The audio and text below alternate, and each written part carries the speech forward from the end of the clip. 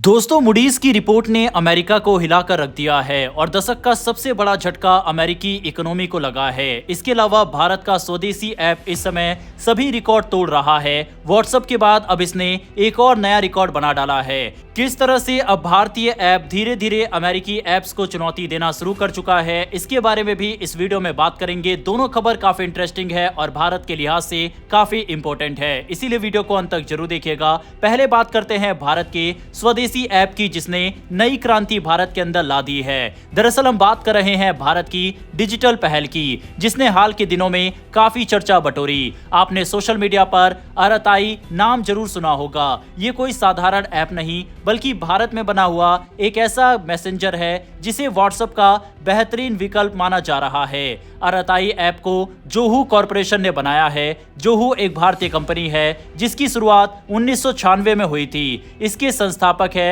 श्रीधर वेम्बू, जो तमिलनाडु के रहने वाले हैं। खास बात यह है कि इन्होंने अमेरिका में पढ़ाई करने के बाद वहां नौकरी नहीं की, बल्कि भारत लौटकर यहां से ही अपना बिजनेस शुरू किया। आज उनकी कंपनी दुनिया भर के 9 से ज्यादा देशों में काम कर रही है। अब सवाल आता है कि अरताई क्या है। दरअसल अरताई शब्द तमिल भाषा का है, जिसका मतलब होता है चैट करना। यह ऐप 2021 में लॉन्च किया गया था। इस पर आप वही सब कुछ कर सकते हैं जो आप व्हाट्सएप पर करते हैं, जैसे मैसेज भेजना, वॉइस नोट भेजना, फाइल शेयर करना, फोटो वीडियोस भेजना, ऑडियो और वीडियो कॉल करना, लोकेशन शेयर करना और स्टेटस लगाना। यानी सुविधा के मामले में ये किसी भी इंटरनेशनल ऐप से कम नहीं है। हालांकि जब इसे लॉन्च किया गया था तो ज्यादा लोग इस ओर आकर्षित नहीं हुए। व्हाट्सएप उस समय पूरी तरह से मार्केट पर हावी था, लेकिन हाल के दिनों में जब अमेरिका और भारत के बीच वीजा, टैरिफ और डेटा सिक्योरिटी से जुड़े विवाद सामने आए, तब भारतीयों ने एक बार फिर स्वदेशी विकल्पों की ओर रुख करना शुरू कर दिया। इसी माहौल का सबसे बड़ा फायदा अरताई को मिला। पिछले कुछ दिनों में अरताई ऐप की लोकप्रियता आसमान छूने लगी। बताया जा रहा है कि इसके डाउनलोड्स और साइनअप्स में 100 गुना तेजी आई है। शुरुआत में जहां कुछ हजार लोग ही इसका इस्तेमाल कर रहे थे, वहीं अब लाखों भारतीय इसे डाउनलोड कर रहे हैं। इतना ही नहीं, एप्पल ऐप स्टोर में जहां व्हाट्सएप लंबे समय तक टॉप मैसेंजर ऐप की पोजीशन पर था, उसे पीछे छोड़कर अरताई पहले नंबर पर पहुंच चुका है। ये अपने आप में बड़ी उपलब्धि है। भारत सरकार के कई मंत्रियों ने भी अरताई को प्रमोट किया है।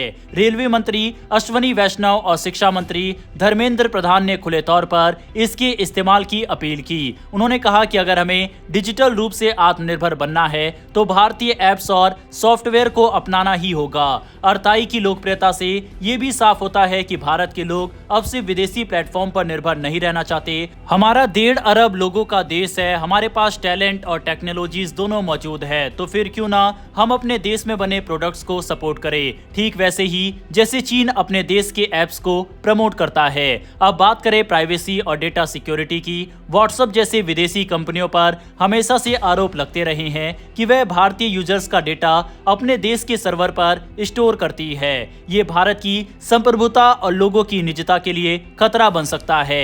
जबकि अरताई पूरी तरह से भारत में बना और भारत से संचालित ऐप है। यहाँ आपका डेटा सुरक्षित रहता है और देश के बाहर नहीं जाता। शुरुआती दिनों में इतनी तेजी से डाउनलोड बढ़ने के कारण कुछ तकनीकी दिक्कतें भी सामने आई, जैसे ओटीपी आने में देरी और ऐप का कभी-कभी लैग करना। लेकिन जोहू की टीम दिन रात मेहनत करके इन समस्याओं को सुलझाने में लगी है। कंपनी लगातार अपने सर्वर और इंफ्रास्ट्रक्चर को मजबूत कर रही है ताकि लाखों नए यूजर्स को बिना किसी परेशानी के सुविधा मिल सके। ये बदलाव सिर्फ एक ऐप तक सीमित नहीं है, ये दरअसल भारत की डिजिटल आत्मनिर्भरता की तरफ बढ़ते कदम की निशानी है। जब भी हम कहते थे कि व्हाट्सएप या यूट्यूब जैसे प्लेटफॉर्म का भारतीय विकल्प कहां है, तो जवाब बहुत कमजोर होता था, लेकिन अब धीरे धीरे विकल्प सामने आ रहे हैं। अरताई उसी कड़ी का हिस्सा है। आखिरकार बात बहुत सीधी है, अगर हम सच में आत्मनिर्भर भारत चाहते हैं तो सिर्फ भाषण और नारे काफी नहीं होंगे, हमें अपनी आदतें भी बदलनी होगी। अगर हम भारतीय ऐप्स और प्लेटफॉर्म का इस्तेमाल करेंगे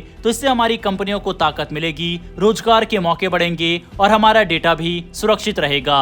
अच्छी बात है कि काफी सारे यूट्यूबर्स जो कि पैसे लेकर काफी सारे ऐप्स वगैरह को प्रमोट करते हैं, वे भी फ्री में अब इस ऐप को प्रमोट कर रहे हैं और ऐसा होना भी चाहिए। भारतीय ऐप्स को ज्यादा से ज्यादा प्रमोट करने की जरूरत है, जिससे हमारी निर्भरता विदेशी ऐप से खत्म हो। और ये चीज हम चीन से सीख सकते हैं। चीन ने किसी भी अमेरिकी ऐप ऐप को अपने देश में नहीं आने दिया और वह इस क्षेत्र में पूरी तरह से आत्मनिर्भर है। अब भारत को भी यही करने की जरूरत है। बहरहाल स्वदेशी ऐप और इस ऐप को बनाने वाली कंपनी के लिए कमेंट बॉक्स में एक जय हिंद जरूर लिखिएगा।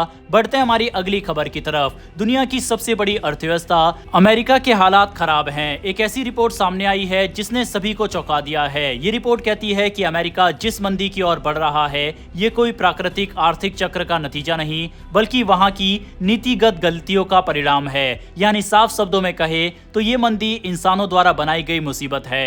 ये रिपोर्ट आई है मूडीज एनालिटिक्स से, जो दुनिया की मशहूर एजेंसी है। इस रिपोर्ट के मुताबिक अमेरिकी राष्ट्रपति डोनाल्ड ट्रंप के फैसलों ने देश की अर्थव्यवस्था को बड़ी मुसीबत में डाल दिया है। ट्रंप ने पिछले कुछ सालों में भारत और चीन समेत कई देशों पर भारी भरकम टैरिफ यानी आयात कर लगाए। उनका सोचना था कि इससे अमेरिकी उद्योगों को फायदा होगा और देश की इकोनॉमी को बूस्ट मिलेगा, लेकिन अब ये उल्टा अमेरिका के लिए ही सिरदर्द बनता जा रहा है। मूडीज एनालिटिक्स के मुख्य अर्थशास्त्री मार्क जेंडी ने हाल ही में एक इंटरव्यू में कहा कि अमेरिका मंदी के बेहद करीब है। अगर सरकार ने अपनी नीतियों में तुरंत सुधार नहीं किया तो ये संकट गहरा और लंबा दोनों हो सकता है। उनका मानना है कि मौजूदा हालात किसी सामान्य मंदी का हिस्सा नहीं है बल्कि इन्हें खुद अमेरिकी नीतियों ने पैदा किया है। जेंडी ने साफ तौर पर कहा कि टैरिफ, खराब नीतियां और फेडरल रिजर्व के हाल के फैसले, इन सब ने मिलकर कारोबारियों और निवेशकों का भरोसा हिला दिया है। यही कारण है कि अमेरिकी कंपनियां निवेश करने और नए रोजगार देने से बच रही है। जब निवेश रुकता है तो नौकरियां कम होती है और जब नौकरियां कम होती है तो लोगों की जेब ढीली पड़ जाती है। ये सिलसिला धीरे धीरे पूरी अर्थव्यवस्था को नीचे खींच लेता है। अब जरा सोचिए, जब दुनिया की सबसे बड़ी अर्थव्यवस्था इस तरह की मुश्किलों में फंसती है तो इसका असर पूरी दुनिया पर पड़ता है। अमेरिका में महंगाई धीरे धीरे बढ़ रही है, रोजमर्रा की चीजें महंगी हो रही है। आम अमेरिकी उपभोक्ता अब ज्यादा खर्च करने से डरने लगा है और जब लोग खर्च कम करते हैं तो बिजनेस भी नीचे चला जाता है। यही वजह है कि जेंडी ने चेतावनी दी है कि आने वाले महीनों में अमेरिका में हालात और बिगड़ सकते हैं। उन्होंने एक और दिलचस्प बात कही। उनका कहना है कि आजकल बाजार में ऐसे निवेश विकल्प भी उभर रहे हैं जो स्थिर नहीं हैं, जैसे कि मीम आधारित क्रिप्टो करेंसी। इन पर अंधाधुंध सट्टेबाजी हो रही है जिससे निवेश का माहौल और भी अस्थिर हो गया है। यानी अमेरिकी अर्थव्यवस्था न सिर्फ नीतियों की गलतियों से जूझ रही है बल्कि सट्टेबाजी जैसे संकट से भी घिरी हुई है। सबसे बड़ी चिंता यह है कि अगर अमेरिका मंदी में जाता है तो कोई भी सुरक्षित निवेश विकल्प नहीं बचेगा। आमतौर पर लोग मानते हैं कि डॉलर या अमेरिकी ट्रेजरी बॉन्ड सुरक्षित ठिकाना होते हैं, लेकिन मूडीज का कहना है कि ट्रंप की टैरिफ पॉलिसी और नीतिगत अस्थिरता ने इन्हें भी जोखिम में डाल दिया है। अब सवाल उठता है, ट्रंप ने जो टैरिफ लगाए थे उनका असर अमेरिका से बाहर कैसे पड़ा? दरअसल अमेरिका ने भारत और चीन जैसे देशों पर ये टैरिफ इसलिए लगाए थे ताकि अपने उद्योगों को बढ़ावा दिया जा सके, लेकिन भारत और चीन ने इस चुनौती को एक मौके में बदल दिया। दोनों देशों ने आत्मनिर्भरता की दिशा में काम तेज किया और नए विकल्पों की तलाश शुरू कर दी। भारत ने भी अपने व्यापारिक साझेदारों के साथ रिश्ते मजबूत करने पर जोर दिया। यही वजह है कि आज भारत लगातार दुनिया के अलग अलग देशों के साथ व्यापार बढ़ा रहा है। अक्टूबर के महीने में कई देशों के नेता भारत आने वाले हैं ताकि व्यापार और निवेश को लेकर नई साझेदारियां हो सके। चीन और भारत भी अब आपसी व्यापार को फिर से सही तरीके से शुरू करने की दिशा में काम कर रहे हैं। यानी जहां एक और अमेरिका अपनी नीतियों के कारण अकेला पड़ रहा है, वहीं भारत और चीन जैसे देश नए अवसरों को भुना रहे हैं। बहरहाल दोस्तों, इन दोनों खबरों पर अपनी राय कमेंट बॉक्स में लिखकर जरूर बताइएगा। साथ ही भारतीय स्वदेशी ऐप के लिए कमेंट बॉक्स में एक जय हिंद जरूर लिखिएगा। और हाँ, हमें सपोर्ट करने के लिए नीचे दिए गए सब्सक्राइब बटन को प्रेस कर बेल आइकन को जरूर दबा लें, जिससे हमारी डेली ऐसी वीडियो आप तक सबसे पहले पहुंच सके। फिर मिलेंगे ऐसी एक नई वीडियो के साथ। धन्यवाद। जय हिंद, जय भारत।